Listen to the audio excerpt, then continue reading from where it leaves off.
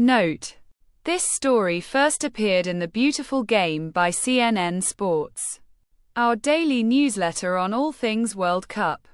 To subscribe, click here.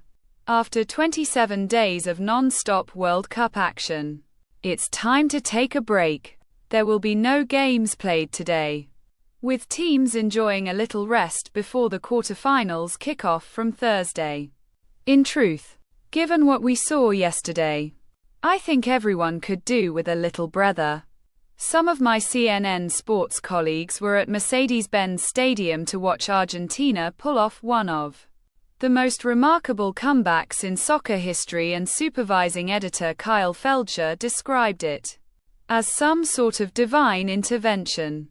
It didn't feel far off in sporting terms, but while most of the world was reveling in yet another Lionel Messi-inspired miracle, those supporting Egypt were left heartbroken and, more pertinently, furious.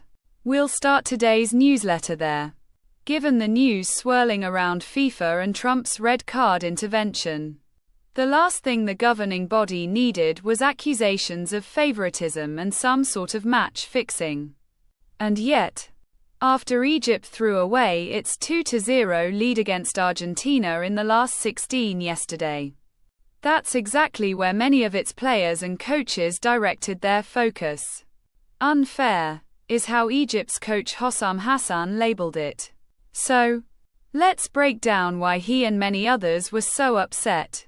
The match had started so well for the Egyptians, who went 1-0 up in the 15th minute. They then thought they had doubled their lead just before the hour mark. But that's where the controversy started. After celebrating the breakaway goal, Egypt's players quickly got that gut-wrenching, sinking feeling that comes with a VAR review. While the team had been reveling in its temporary 2-0 lead, the referee team had been dissecting what happened moments before the ball hit the back of the net. Eventually, to the frustration and bewilderment of many, the referee ruled the goal out because the video assistant referee, VAR, had identified a foul on Lisandro Martinez, which had resulted in Egypt regaining the ball for the goal. Most would agree it probably was just about a foul, but it didn't feel like an incident that VAR should get involved with. And yet, despite that setback, Egypt eventually scored a second through Mostafa Zico to leave Argentina on the brink of elimination. But the defending champion scored 3 times in the space of 13 minutes at the end of the match, the winner coming in the 3rd minute of stoppage time.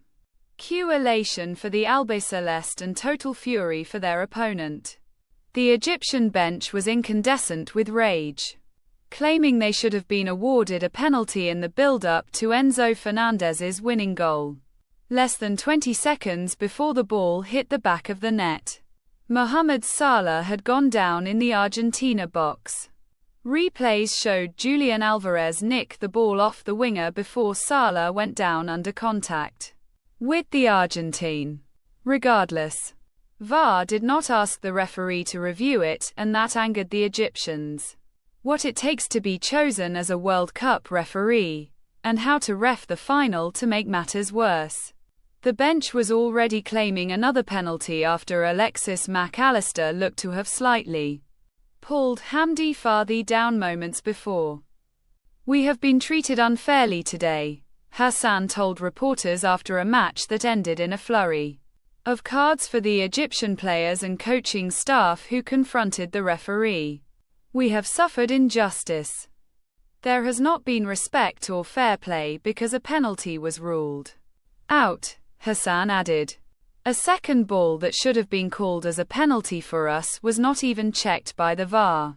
Hassan was livid on the touchline and was seen making a cross gesture with his arms during all the commotion, a symbol introduced by FIFA for managers to alert the referees of a racist incident. Egypt's head coach, though, didn't mention it during his post-match media duties and instead vowed to stop watching the tournament altogether. "I promise you, from the moment I go back, "I'm not going to continue following the matches of this FIFA World Cup," he said. "This is my internal fight. My internal objection.